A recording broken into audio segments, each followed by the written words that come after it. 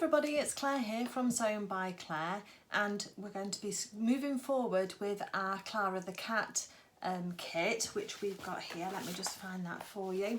So we're making Clara the cat, and she is one of the dolls by Lilly Rose Dolls, and I'll pop the address up here for where you can get your kit from. She's got a whole range. I say she, Claire and Richard, who are the designers and the people behind Lilly Rose Dolls, have got a whole wealth of beautiful dolls here that you can make. And we're working our way through Clara the cat. I've been very kindly sponsored the kit by Lilly Rose Dolls and Claire and Richard, and I'm making a video tutorial for Clara the cat. Now Clara's part of the Apple Blossom Woodland Collection, and if you go onto the web address you'll see there's a whole host of characters. Now Clara is a little girl character, but I must say Claire and Richard have designed the most adorable little boy dolls. So if you've been looking for something for little boys that or just for a character to complement your female characters, then you can have a look at theirs, and they've got some fabulous boy designs with their jackets and waistcoats and little cravats kind of thing. So everything's really great, and hats too, they do hats for them.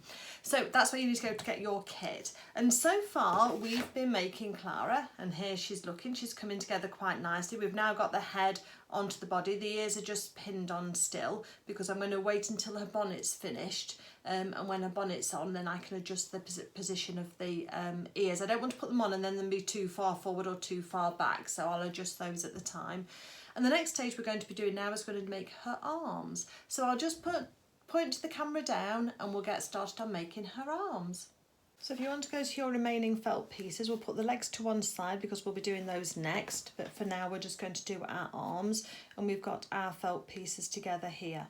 Now if you remember, I put a little dash at the top of my pattern so that I knew which was the top, so I can match those together. And on both of those I've just made sure that I've got those. And if you remember, we mirrored our pattern pieces. We did two with the pattern one side and up, and then another two with the pattern the other side up, so that when we put these together we've got the same side of felt that will be right sides together. And what we're going to do now is we're just going to start at the very top of the characters. Let me get some pins, and we're going to start probably at the top of the arm first and just get that lined up. Then let's go down to the bottom here, and we're trying to get the bottom lined up. So I'm just kind of putting the drawn lines on top of each other so we've got a bit of a starting point, and we'll adjust this as we go through. Now I know that Claire has got a slash line on here so that you can draw a slash and then you can turn it out through there.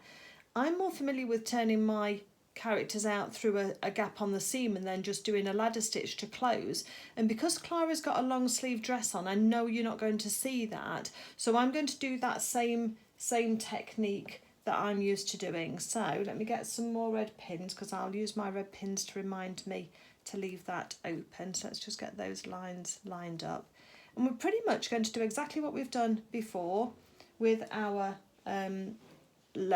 body parts and with our other heads. Is we're going to line these up so that we've got everything on top of each other, and then we're going to then put these, tack round these and then sew them together, and that will give us the most accurate result. So I'm just going to get both of these all lined up now together. So let's use this blue pin here just to go through the top and get them both into, excuse the background noise, husband's obviously looking for something. And then we can then tack these together to sew them up. So I'll put my red pins in the side here just to remind me to leave a gap. There's one. If you get used to using this red pin trick, it does help quite often, just to remind you. There we go, that's the second one just there. And there we go. Okay. And then we can put one at the bottom if we want to as well, can't we? And we'll be trimming off the excess seam allowance anyway when we get to that part at the end.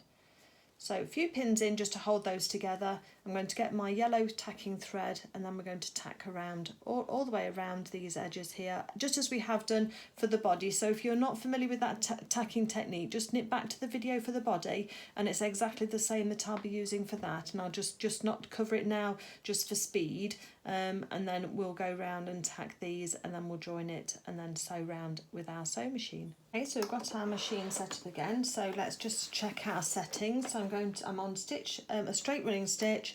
I'm going to move my needle across to the left hand side to the maximum place it'll go at 0.0, and that just gives us that little bit of machine edge then to go onto our edge. And then I'm going to take my stitch length down to a 2 as well, because that's the recommended one by Claire the designer. Okay, so we've got our red pin to tell us where to start, and we've also got our tacking stitches to tell us where to go. So let's line this up now. So we can lower our presser foot down, and we can just put our needle down so that we're right on that very start. And then we can take our pin out for our start. Find my pedal. It's always hiding under my desk, it gets kicked out of the way.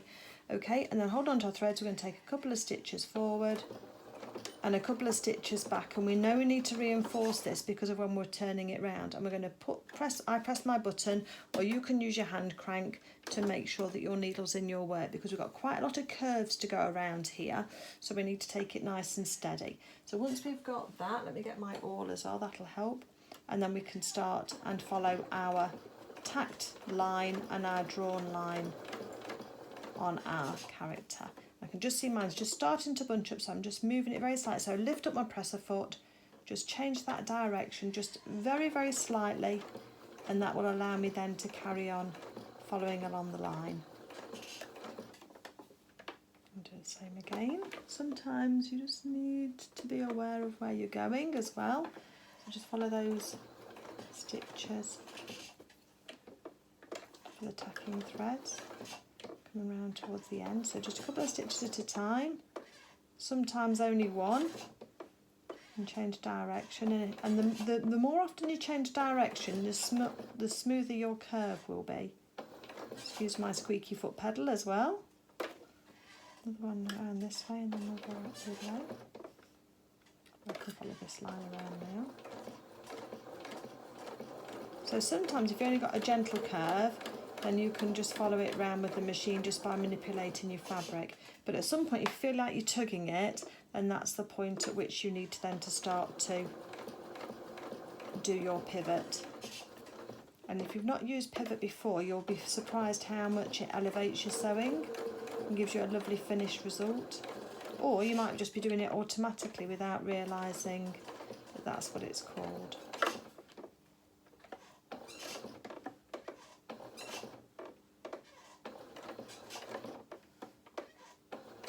I think it's the spring on my pedal that's making the noise. It's not even as if I can oil it.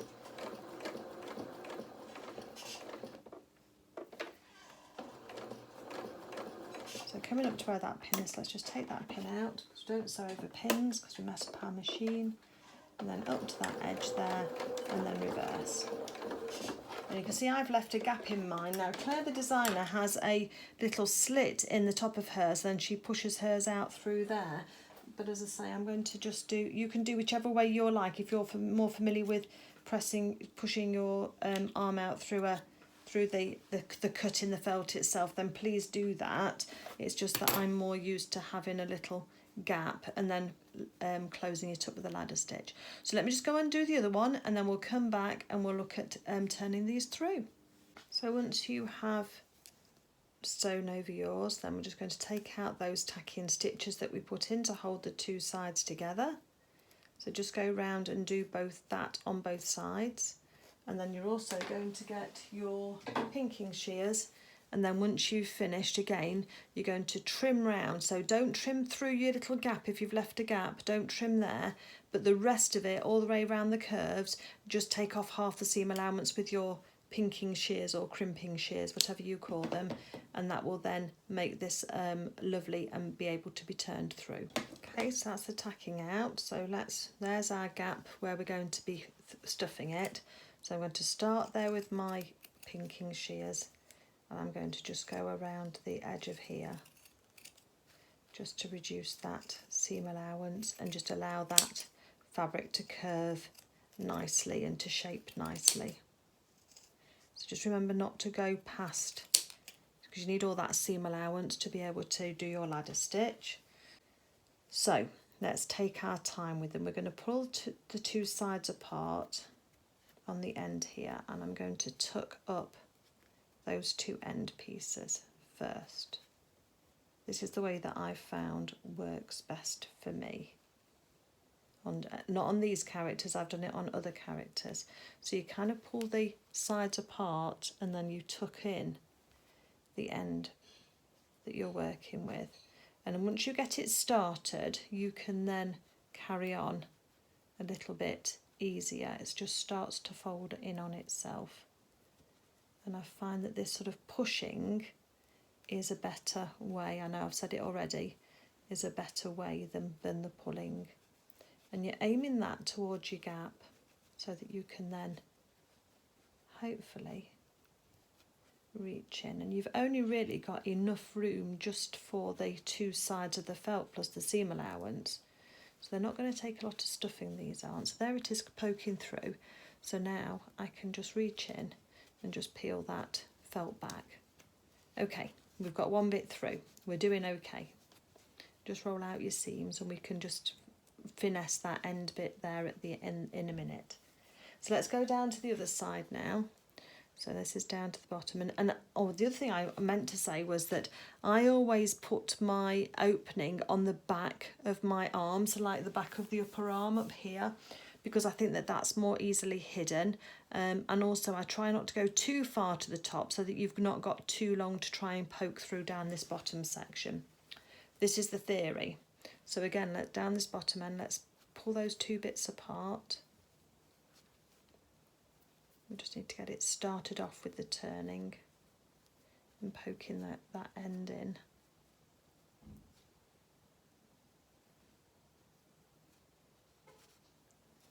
Let's just poke that in. Yeah, that's starting to go now. So now we can move further down and start and poke it through. So I'm pinching the outside layer of the felt and then I'm pushing it towards the opening. And this is where if you've got something like your quick unpick, if you sheave the point of it with the plastic thing, that's quite a nice shape then. And if you put it on your work surface and hold on to your seam allowance, you can then wiggle from side to side over the top of your quick unpick, and that is going to then hopefully help you move towards the entrance, and it is. So there we go. It's just getting that first bit started, and now we can then gently just pull that through, and there we go. Here's a lovely little arm, and we can see the little bit extra there where we've got the seam allowance, and we'll ladder stitch that closed. So then towards the end you can either use a knitting needle or you can get a pin, and you can just sort of dig in to pull out that section until you see your stitched line. So you're looking for your stitched line as being your indication that you've got to the very end, because obviously you can't go past your stitches. So there's my stitched lines on the end there. So I'm happy with that. This bit here needs a little bit of help too.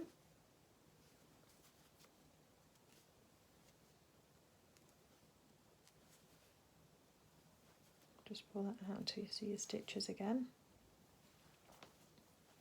And then because this edge here is closer to the top, then I know that that's the top of my arm as well, which will help with the edges. And just roll the felt between your fingers just to get to that very edge, that stitched edge, and then we'll be ready. So the next thing then is to get our stuffing, and we're going to stuff these. Okay, so I've got two turned arms here. And so the next thing that we need to do then is to stuff them. And they can be quite tricky, these smaller shapes. So I've got some little tweezers here, because we can use that just for pushing our stuffing in.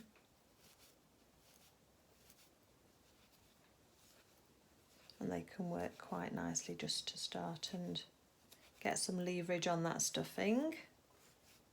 I don't think they're going to take much because you've got all that seam allowance inside, and you can grip hold of some and then push it in and let go as well. That works quite well as well. So can see that working quite nicely. Just be careful because your tweezers, depending on the shape of them, could have quite a strong point, and you don't want to puncture through your felt. So then quite often I'll switch to something like this little screwdriver with a flattened end, and then we can just gently, and I'm using the word gently, just pop that in so that makes that shape that nice and stuffed right down to the bottom. So I'll do the down to the hand first, and then get that kind of ready, and then I will then go up to the top of the arm, to the shoulder really, isn't it, on the arm, and then still being careful with this stuffing because we don't want to go through, we just don't want to have to redo these.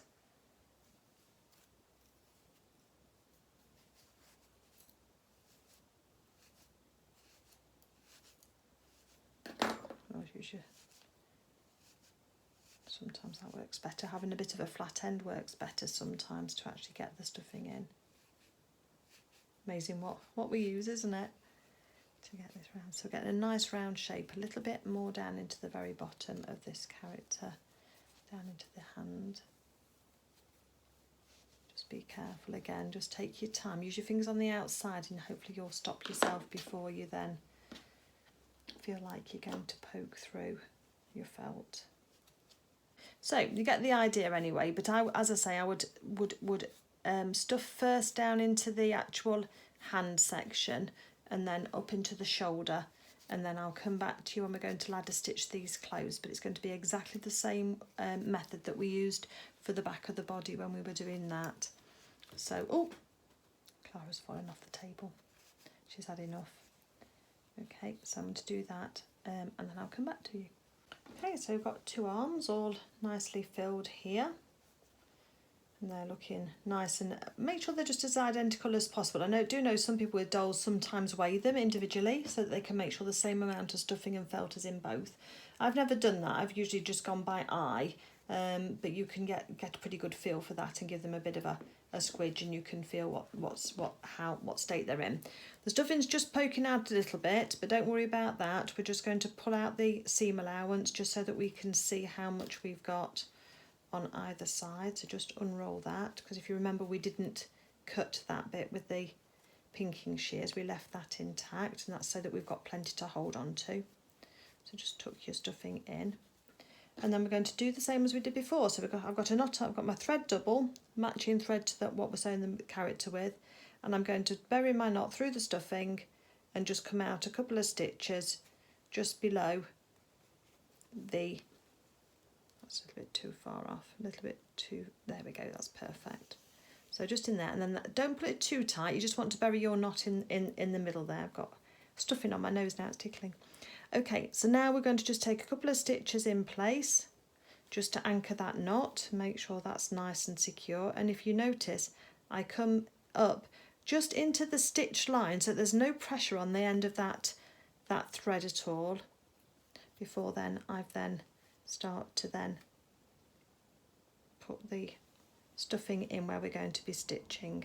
So I'm coming out this side, so let me go over to the opposite side and we'll take a stitch. And then I'm going to start and zigzag across this opening just through the edge of the seam allowance, making sure that you've got enough of the seam allowance to be able to hold this closed. I'm just doing a stitch either side basically. And see how it's just going across the gap. There's another one.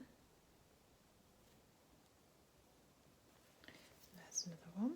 So we've got a nice little ladder going there, and that's why it's called a ladder stitch. And then when we cinch it in, that all starts to pull together and tighten that all up so it's all nice and neat. And you can pull quite firmly on the thread. It doesn't all unravel when you let go, so then you can start and take your next lot of stitches. I only do about 5 or 6 stitches either way before you then cinch it. That's what I found is the best, because otherwise you're putting too much pressure on the thread. And I'm just trying to guesstimate where my 1/4 inch seam allowance would be if I was stitching this. Just push your stuffing in so that it's all covered, and then you can cinch in again. So I just carry along like this until the end, and then I go past into my actual machine stitching a couple of millimeters and do a couple of stitches there, and then I just run my stitches back down again, and then I finish off there and then bury my threads in the back of my work, in through the character, like you've seen me do already. So it's just going to be exactly the same as that, and I'll come back to you when I've finished doing that. Okay, so the next bit we're going to be doing is sewing these arms actually onto our character. So they're going to be going on like that. I think that looks right, slightly in towards the middle, I think, like that. Okay, so what we need to do is we need to get our dole needle. So I've got this dole needle here, which is about 3.5 inches long, because that should be long enough to go through the body and through the two arms. I got mine from this selection from Hemline, but I think Claire actually does at Lily Rose Dolls actually sells these. So when you order your kit, if you need a dole needle, then just remember to add one of those to your order. And then what we're going to do now is we're going to try and just work out whereabouts we want these arms to be, and then we can just put a little pin in. So let's just start by just attaching them first to just get a bit of an idea. Don't want them to be too far forward, but not too far back, because the back's not very deep at that point, is it? So let's just pin those in. Oops. You're trying to go in and out through the arm and then through the body, through the arm and through the body again, just to kind of hold it on into place. And you're trying to make sure that your shoulders are equal and that your hands are equal as well, because you want those to be about right and then to be about right on the side. She wants a bit of a neck because of her, if we go back to looking at her dress, she's got a collar and she's got her ribbon to go round her bonnet as well. So we need that to be able to sit all nicely in the straps from her pinafore dress. So I'm just trying, I think that one's too far forward. Let's take that one a little bit further back.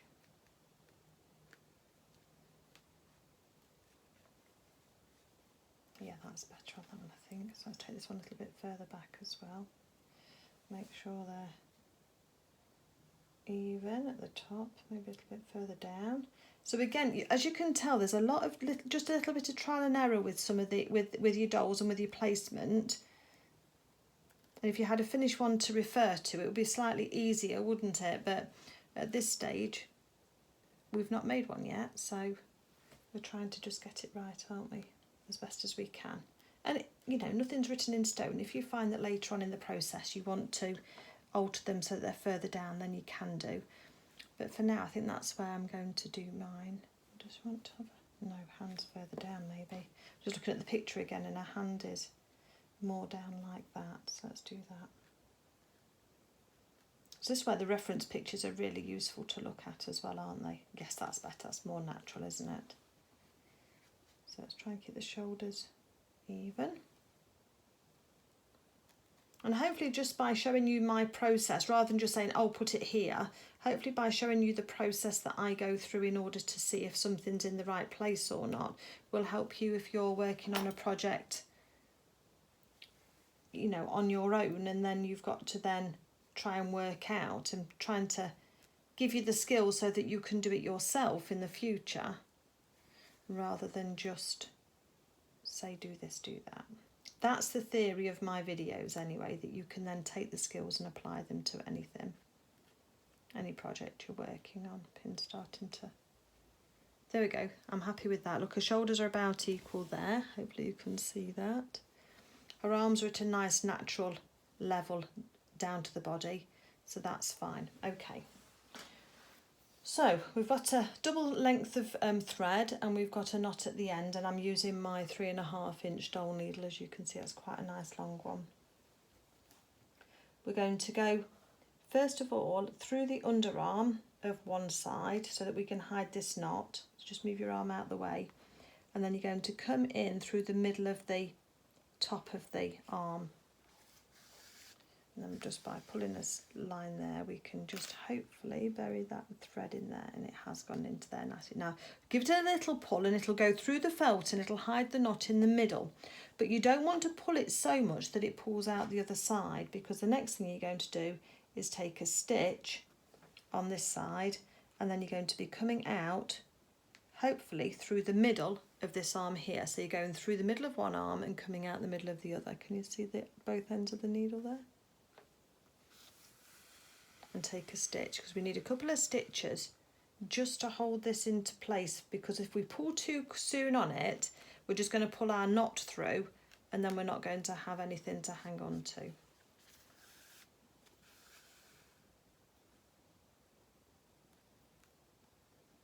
So you're trying to go all the way all the time, sort of roughly in the same area.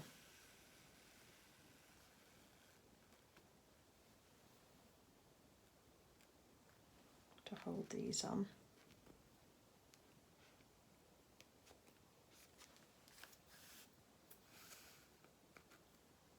Okay, so now they're actually attached on, I'm going to take my pins out and put those away, because now the arms are slightly posable with those few stitches going through. The only concern I have is that on felt, the arms, especially if these are going to be sort of manoeuvred and putting their clothes in, sometimes the thread is stronger than the felt, and the felt will go through. So I'm just going to have a quick look in my stash and see if I've got a couple of little buttons that I can put on here, because they provide a really great anchor point for those stitches to go through. So let me just have a quick look in my stash and I'll come back to you in a second. Okay, so I've had a little look in my stash and I've come up with 2 smaller ones and 2 bigger ones of this size. So the 2 bigger ones will be for the legs, so I'll put those to one side, and then these 2 little ones are going to be for the arms. Because when you go through from side to side with the buttons, then the middle plastic part of the button becomes the anchor point for those stitches rather than the felt, and obviously that's much stronger than the felt is. So let's just thread. I always thread my buttons on and off with the needle first before I try and place, and then holding on to the arms, I'm going to go back in again through the character where we've already been stitching, and come out the other side. So what I'm trying to say is I don't hold the button right up close, I just leave it loose at the moment. As long as it's threaded on, then that's all that matters. And then I can take my stitch, and then as you pull the threads in, then that's when that little button then goes into place. And you won't see these will just be on the inside. It'll just hold those arms in place, and then through the other button, in and out. But then now when you go through, you're going to go through to take your bite of your felt, as you were doing anyway, but now you need to come through. This is the only tricky part. You need to find with the end of your needle one of the holes in the back, that's what I was trying to say, in the back of the button. Just watch out for your fingers. It doesn't matter which hole you go through, as long as you go through one. And there we go, that's holding that in place. And then we're going to have to go back through this one again. And because one button's going side to side, let's have the other one going side to side if we can. Too high. And then you can feel when you hit the back of the button with the needle, and then go through one of your holes and pull it. Don't want to put it too tight in, just enough just to cinch it. Just make sure you don't get any loops on the centre as well. I've gone through another button there, that's it. Once the threads kind of find their way, then it seems to help it through once you get to a certain point. But there can be quite a bit of trial and error at first. Hopefully I've got that right in terms of placement. That's kind of where we're looking. Very even, so that's fine. So we're just going to go through a couple more times just to make sure that we've got these nicely secured. And the arms are slightly posable like this because they will move up and down depending on what you want to do with your character's hands. Put them in pockets or have them holding something. I'm not particularly cinching these arms in, I'm just pulling the thread until it's taut. Not too far to one side. There we go. Just take a little bit of trial and error, a little bit of patience, but eventually you'll get it right. Just making sure I've got my character the right way around. And then when you've got to the point where you think, well, those arms are nice and secure now, go through the button on one, but you're going to just move one arm out the way so you come through onto the underarm and you'll see your stitches. So go into where you can see your stitches underneath in there. See the end of the needle coming out. Just make sure you've got no loops on the centre of your buttons. And just holding that arm out of the way with one hand, you're going to do some stitches. Oops. Come on, Clara. Just going to do some stitches backwards and forwards under this arm, just to anchor these threads down.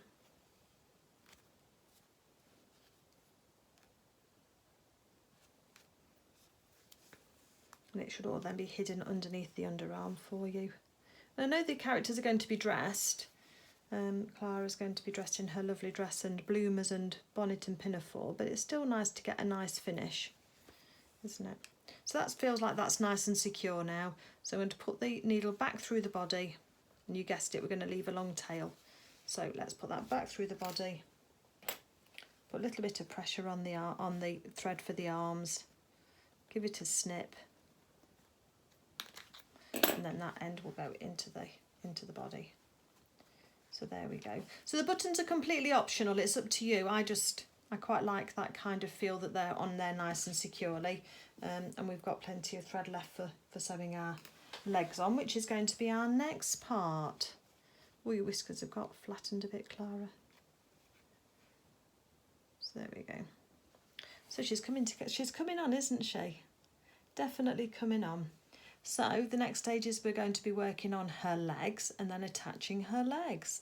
So if you have enjoyed this video, I'd really appreciate it if you give the video a thumbs up. And if you're enjoying sewing along with me, then if you subscribe to my channel, you'll see the other sew along videos that I have for other doll making or dressmaking videos. And we will be working on Clara's clothes and bonnet as well. So if you'd like to be notified of those, then just click on the notifications bell and then you'll be told when I upload a new video. Okay everybody, that's it for now from Clara and I. Thank you for watching, happy stitching everybody, and we'll see you for the next part, which will be the legs.